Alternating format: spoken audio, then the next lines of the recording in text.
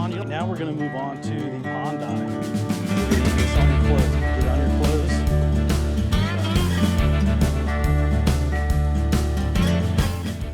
Hey everybody, welcome back to the channel. My name is Mike and you're watching Triple T Acres, and we're down here by the pond, and in this video we're going to be going over 3 things that you should be doing right now in your pond to keep it looking clean and nice for seasons to come. It's better to be proactive than reactive, and we're going to be going over that today. All right, the 3 things that we are going to be discussing today is beneficial bacteria, pond dye, and pond aeration. We are going to go over them individually and how they work, and we're also going to talk about how they work together to make your pond look nice. We're going to be applying them to the pond, and it's going to show you how easy it is to do it yourself and why you should be doing that right now. The first thing we're going to talk about, beneficial bacteria. All right, pond bacteria. What I am using is made by PondWorks, and I purchased this on Amazon. I am not sponsored by them. I just have had a really good experience with them, and it was super convenient, delivered to my door. If you are interested in this, I will put a link down in the description so you can purchase this yourself. What is pond bacteria and what does it do and how does it even help? Pond bacteria, what it does is it actually feeds on the biomass in your pond. Biomass, in other words, is the sludge and the decaying matter at the bottom. If you've ever went out into a pond to swim or a lake and you feel that stuff on the bottom, that is what I'm talking about. And what this does is it actually eats away of it over time. And it's important to do that early in the season. Like right now, it is early March here in Southeast Ohio. Nothing has started growing yet. We don't have any algae problems, and we never usually do this time of year. It's later on as the light keeps shining and starts feeding the algae. If we can reduce the muck and sludge at the bottom, all the decaying matter, we can reduce the fertilization of the water because algae feeds off of that. So if it has less to eat, it's not going to grow as fast. What ends up happening is if you do this late in the season, you are behind the ball, because what happens is that algae will grow on the bottom and feed off all that decaying matter, and then it starts to float to the top. And what do? We all go out and get copper sulfate and we spray the top of the algae mats, and then they sink to the bottom, and then they decay, and then they feed the next bloom of algae. And you have this huge vicious circle of these nasty filamentous algae that floats to the top of your pond. Also, if you have a plant problem, this is the same thing. Plants need that fertilization to grow. You a lot of times have to use herbicides when they get really out of control. And I just did a video on removing cattails mechanically. But yeah, that is how beneficial bacteria will work in your pond. It just reduces the fertilization load. It's super easy. All you do is you read the directions. It tells you how many gallons per acre that you need, and you just go around and you pour it into your pond around the edges. In about 24 hours, it'll fully saturate your pond and start working on that. It's really important to time this with the rain. You do not want it to rain. You do not want a huge rain system coming in, because you want this to allow it to go all the way through your pond and get to its full concentration in your pond. If the rain comes, if you do it timed with the rain, what'll happen is it'll dilute the water and maybe even flush out of your pond before it can actually start to work. So look at the weather forecast, try to get it in early, make sure you have at least 3 or 4 days without rain. But yeah, get this stuff in early, treat it regularly. It'll tell you how often you should do it. You're gonna do it more often if you've never done it before. And as everything starts to get managed and that sludge is reduced, then it's just maintenance dosing, and it's super easy. It's something that you should definitely be doing right now. Add it to your arsenal, and I promise you, if you start, it will make such a huge difference in your pond. Let's move on to why we want to put pond dye in our pond. All right, pond dye. Why do we want to put pond dye in our pond? So we just talked about the beneficial bacteria and how it lowers the fertilization load. Next thing we're trying to do is reduce the light penetration. And the reason why we want to reduce light penetration, if you know anything about plants, is they need photosynthesis to grow. So if we can add the pond dye to it at the right dose, reading the directions, we can reduce the amount of light during the day that penetrates to the bottom before it hits the algae. A lot of people think that algae grows on top of your pond. It actually doesn't. It actually starts on the bottom onto that muck and sludge and all that decaying biomass, and then it begins to float to the top. So if you can reduce the light penetration to that, it will slow the process of algae growth and less algae in your pond. Again, with this, you want to time it with the rain, because over time, as it rains, your pond will get more and more diluted. So you're going to want to watch it, And as the dye begins to fade, you're gonna wanna reapply. I actually like to reapply at half the dose. So as it starts to get less and less color in it, then I'll add just a little bit more to keep it to the right colors. Pond dye, that is why I do it. It's super cheap. Do it now. I promise you it'll make a big difference. There's multiple colors. This is Nature's Blue, and I think they have a black. There are several different colors that you can do. It looks really, really nice when it's all said and done. Let's go over pond aeration. Aeration, we've talked about beneficial bacteria and pond dye. Why would we want to add aeration to our pond?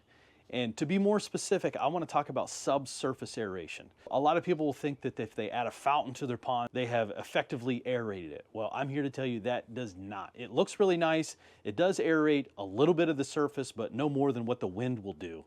Subsurface aeration actually goes all the way to the bottom, and it creates bubbles. And what those bubbles do is they pull a draft. And as the bubbles rise, the water will follow it and keep this huge circle of aeration. And it changes the water oxygen saturation from top to bottom. And in the hot summer months, what happens is water stratifying, and you have something called a thermocline. And what that basically means is the top portion of the water becomes oxygenated and the bottom portion of the water becomes unoxygenated. Why does that even matter? Well, we talked about the beneficial bacteria and why we need to add it. Aeration works well with that because bacteria needs oxygen to thrive. You have anaerobic and aerobic bacteria, and most of beneficial bacteria is aerobic bacteria, meaning that it needs the oxygen. So if you can oxygenate the whole water column, that beneficial bacteria is really going to take off and really do a good job at reducing that biomass. It is so good for your fish too. I mean, if you can add oxygen to the water and reduce that thermocline, you actually will reduce the chances of having a turnover or a fish kill. That happens when a front moves in and that water column switches places and the oxygen goes from the bottom to the top and the fish don't even realize that it's happening. And you actually end up losing most of your large fish because they actually consume more oxygen. Their body mass needs more oxygen, so they suffer first. So you have this huge fish kill. So if you add pond aeration to your pond, you will greatly reduce or completely reduce the chance of having a fish kill. But nonetheless, it helps with the beneficial bacteria in reducing the biomass, which also reduces the algae growth. So I'm going to show you my aeration system. I did a video in the past and went over what I've got. It is actually affordable. There are some really expensive pond aerators out there, but I think I found one that works really, really well. And I'll go over that here in just a second. It is definitely worth, if you can't do it yourself, it is definitely worth investing in a pond aerator. It will change everything about it. I promise you, if you add these three things, it makes a world of difference.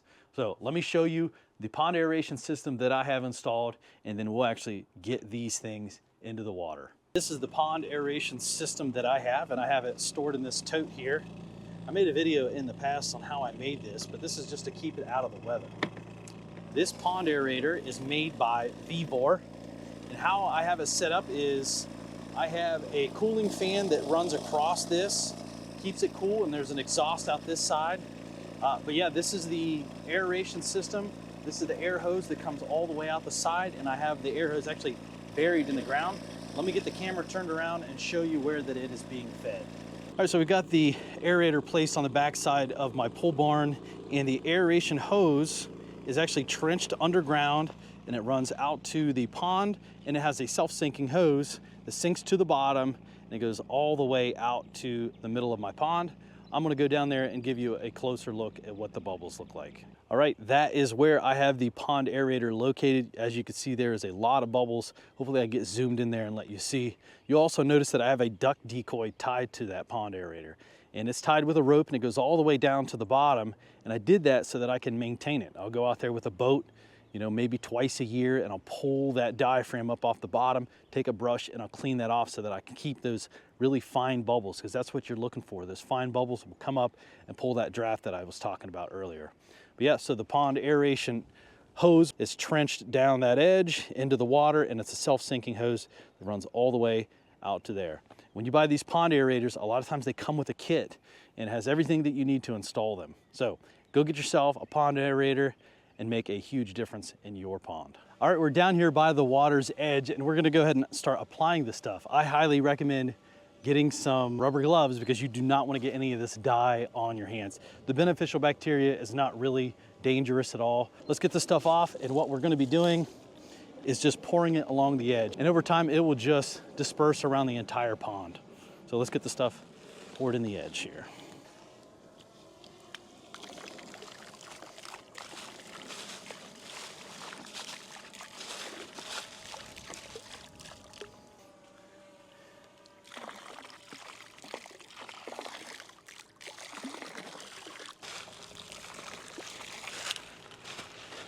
And just go around the edge of the pond. You don't have to go all the way around the complete edge because, again, it's just gonna spread around just through time.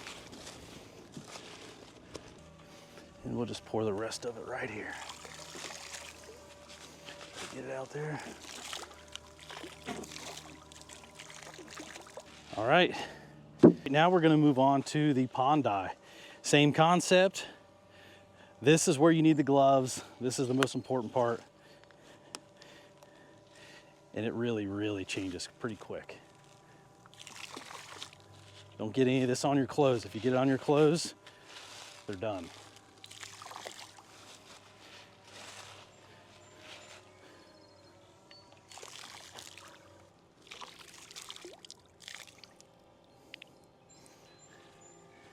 What I like to do, once I get all of it out of this, I like to run some water in it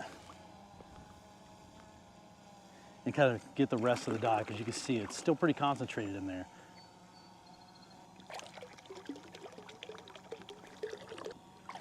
Just a couple times and it should be pretty good. All right. Well, we've got the Nature's Blue pond dye and the beneficial bacteria in the pond. Now all we got to do is wait for let this pond dye to disperse around the entire pond, and it should be a really neat looking blue here in just 24 hours. All right, everybody, that is going to wrap up the video for today. I hope that this information helped you, and this can get you on the way to having a great looking pond for seasons to come to enjoy with your family. If you like this kind of content, hit that like button, subscribe to the channel, but until next time, we'll see you in the next video.